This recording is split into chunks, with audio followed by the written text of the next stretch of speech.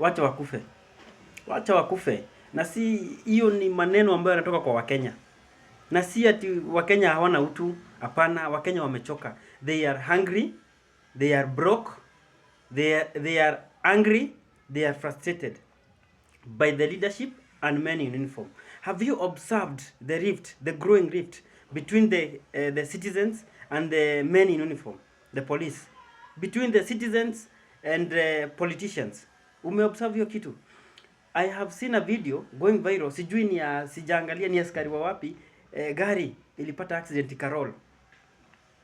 Kurol ilikuwa na askari ndani. Wananchi wamezunguka hapo, wanasema wacha wakufe.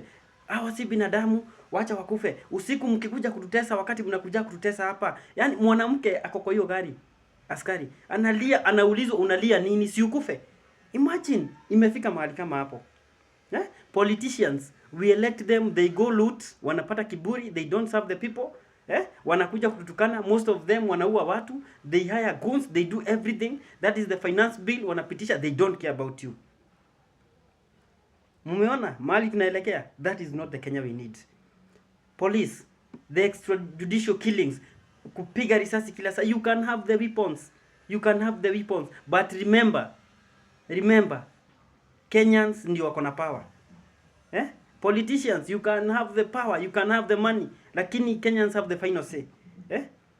Kwa nini msidumishe? Ebu imagine imefika mahali wewe ni binadamu lakini unaona askari kwa sababu ya nini? Ni ile uchungu wa Kenya wako nayo. Askari ndio huyu ameharas kijana, ameshika kijana. Ukipata kijana pale hata kijana hajafanya nini? Juzi karibu tupigane na askari hapa. Kijana na skate. Askari anamshika, amemshika, wameenda amemkalisha chini, sijui ana skate, ana license, sijui akikufa akiumia. That is bullshit. Harassment, na ndio amshike, saa hizo wanamuitisha 500. That is bullshit. Kuharas wa Kenya kila, yani community policing ilienda wapi? Ati saa hizi mwananchi wa kawaida akiona askari ni adui yake. Yani kuna hate imedevelop, kuna hate politicians ndio hawa wanadanganya Wakenya, hospitali watengenezi nini hawafanyi, ni uongo tupu, pesa wanakula ya Wakenya wanakufa, Wakenya wanateseka. Angalia saa hizi. Tafika mahali hiyo mahali tunaelekea, itafika mahali, wacha nisiseme. Ebu jiiteni kama mkutano, nyinyi kama wanasiasa, jiiteni kama mkutano. Nyinyi kama polisi, jiiteni kama mkutano. Treat a Kenyan, treat huyo mwingine kama binadamu. Wachani selfish yenyu na kuona mko na power na bunduki. Kenyans have the final say. Muliona juzi? Juzi si Chebukati alikufa. Si Wakenya walikuwa na sherekea hadi huko kwao. Angalia zile vitu mnapitishia familia yenu. Juzi mtoto wa Elachi si alikufa, kijana. Angalia venye Wakenya walikuwa na sherekea.